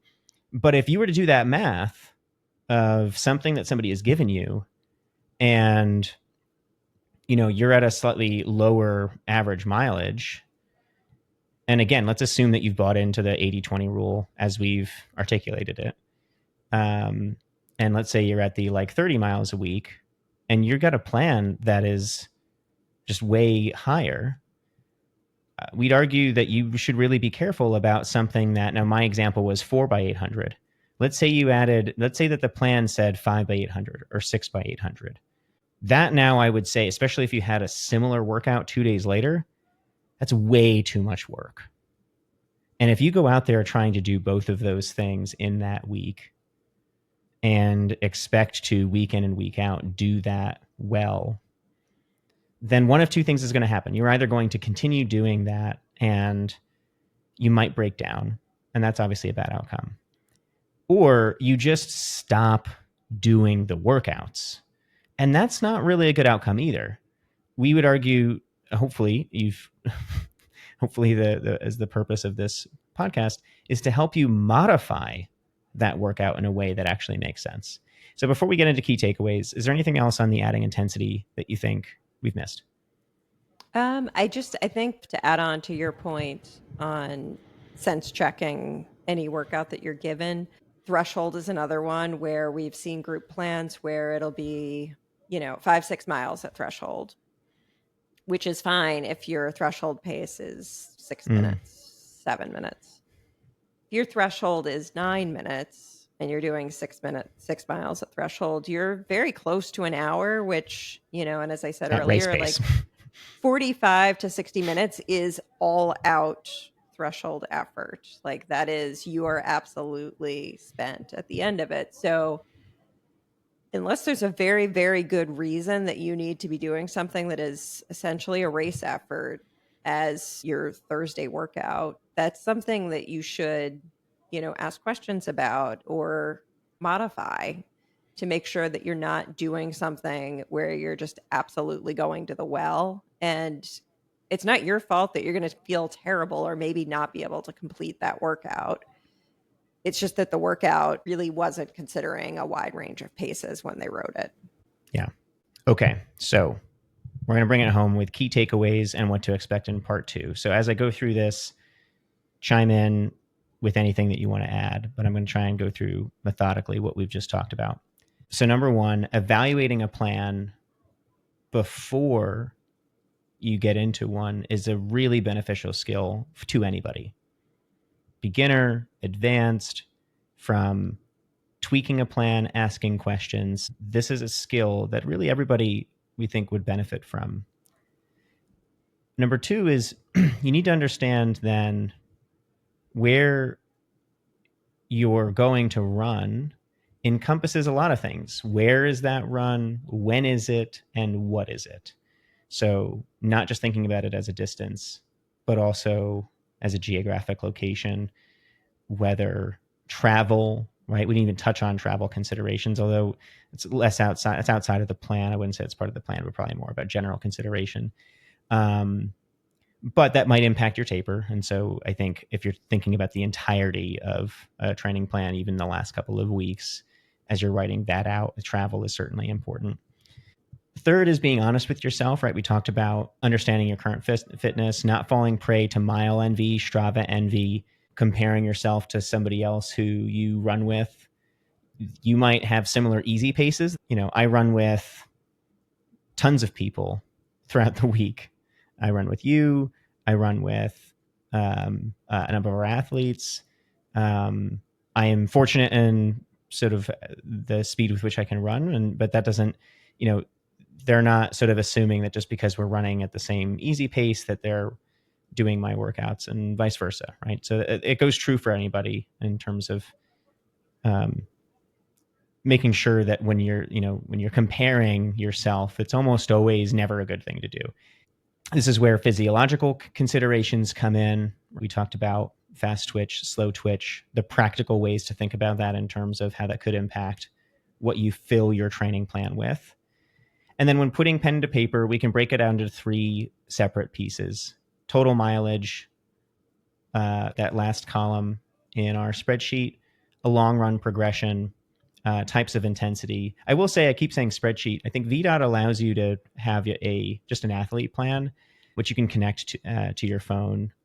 It's free, and it allows you to sort of create structured workouts. And so if you're somebody who's like, are there tools out there? I think VDOT is a very good, certainly for an athlete that doesn't need a million bells and whistles, right? Training Peaks, you can also have something, but I think to get a lot of the benefits out of it, you'd need to pay for the premium.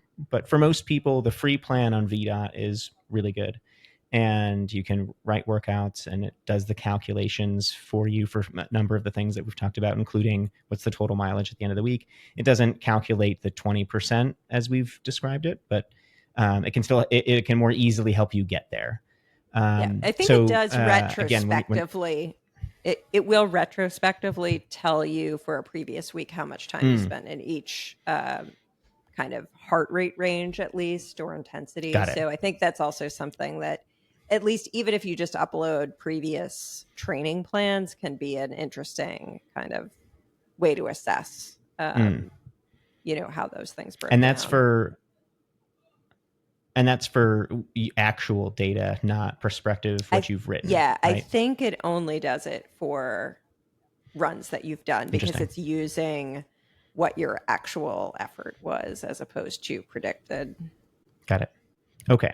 And then after you've written stuff down on paper, I think having a trusted sounding board. This should be somebody with some experience. That could be a coach that you know of. They don't even necessarily, especially if a coach is willing to just sense check your plan. If you don't have the money or the desire to have a full on coach, a club leader, maybe there's somebody who's been managing the club for a while. Maybe they wrote the plan. We're going to have a whole separate discussion on how to pick a coach, or to fire a coach. So that's going to be a whole other podcast. Or us, right? Molly and I, we make ourselves available not only as coaches if somebody wants coaching, but I think if we're actually having a discussion right now with somebody from a local team that we are the group, we write their group plan. We help them modify that plan for their athletes. Somebody came out to us and said, hey, I'm doing this event. It's a large number of miles over. So this is the El Camino Trail. And so they just wanted us to help sense check what they're doing. They don't need a full, coaching, but we love having those conversations. And so we encourage anybody listening to reach out if they'd like to sense check. And then finally, and importantly, is listening to and advocating for yourself. So many of these plans, just recognize they're not even so many. None of them, if they are generic, are written for you. So you might fit within who it was written for, but more likely than not, you're not who it was written for. It was written for some generic person. And maybe they have a description, right, of it. And maybe you can get pretty close in terms of, a plan that says this would be good for this type of person. Maybe you're pretty close to it, but odds are is that you're probably going to have to tailor it still. Closing words here, Molly, what's in the second half that will be in part 2 as an episode? So the next one, we're really going to delve into the nuts and bolts of writing workouts. And I think that's kind of what everybody thinks of when they think about writing a plan. Taking the same structure that we did this time, starting at the big picture, thinking about the types of workouts that make up a plan, which would be endurance workouts and aerobic training. And I think it's important to note that that doesn't just include long, slow distance. That's also things like VO2 max workouts that are actually fast and intense. But those also contribute to aerobic capacity. We'll delve into thresholds, which is probably apparent as one of my favorite topics as to why it's so important for distance runners to understand. Are we going to talk about lactate? We probably are. It's okay. That's a safe bet. It's a hot topic, I feel like, over the last couple of years, and I'm not sure outside of certain circles is totally well understood. So I'm hoping maybe that's an episode into itself, but we'll certainly touch on it a bit in part 2. Double threshold, it's all the thing. Yes. And then the third piece, of course, being speed work and hills. that are kind of those workouts that are more designed to elicit power. Hills pay the bills. I They hate that do. expression, but That's what I've heard. they, yes, I'm not a fan either of hills or of the expression, but they are essential and Really? needed. You're such a good hill runner, though. I know, but I mean, you gave me a Manhattan Bridge workout this past week, and it was hot, and I did them. I understood the purpose of the workout to all of the things that we've been saying. But that doesn't mean that like I love doing them. I don't know what Fair I love point. doing. I'm trying to think of what I think workouts that we talk about is the like the 10 by or the 12 by like 30 seconds, like 30 seconds on and 30 seconds off. Yeah. It sounds like it's going to be so easy. Yeah. Like, oh, Yeah. 12 by 30 seconds. If you're doing it right, that's a hard workout. Yeah. So I think part Yeah. two will Actually, also include execution, right? yes. Execution is an important element. I still have things So, to go through in part two. oh, I'm sorry. But if there, but if there's any final thing that I would say, or any additional thing I'd say on one of the perils of group training is that, part of the reason why you're there is to work out with others. And if it's at a track, it's a little bit easier because then everyone can kind of do their thing. Everyone's looping and Yeah. like I think that's fun. I think if it's not on a track and if it's on like an open road or something like that, it's a little bit, or if it's in a park, it can be a little bit harder because then you're by yourself. And so we've had athletes not only that we've coached, but also just friends who tend to then do their workout at the pace of potentially somebody slower, in part because they value the social aspect of it. Or the other We're not going to direction. say, yeah, or too fast.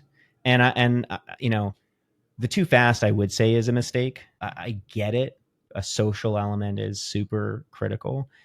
Just understand then how that is impacting your training and your goals. If your goal is to finish and feel strong, and you're already at a pretty high level and you're not really worried about that, but you just need some structure and some social stuff, then like, great. I think you should still potentially modify some workouts if they don't make sense, but perhaps you don't have to apply so much rigor to it. I think if you are starting with a greater delta between where you are and where you want to go, and you're like, yeah, I want to BQ and I'm a little bit further away, I need to work really hard this cycle.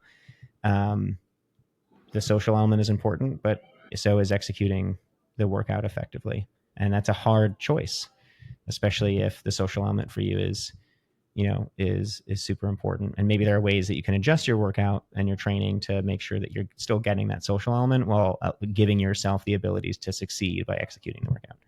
So I'm sorry, there are more things on what to expect for part two.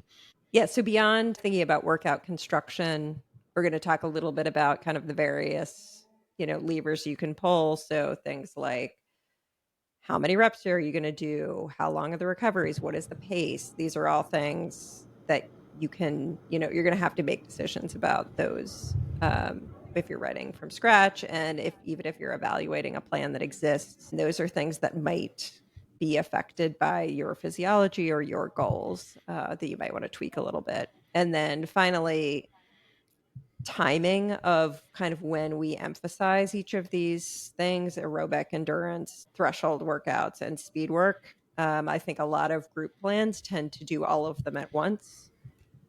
And, there are arguments for doing that. There's also arguments for segmenting it a little bit. And each of these have a different shelf life in terms of how long it takes to develop them, and then how long they'll stick around if you kind of shift your focus to something else.